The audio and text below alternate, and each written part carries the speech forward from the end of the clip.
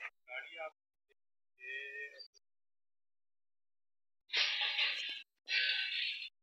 और बाइक देख लें, चलिए अगर आपके पास नेट है तो आप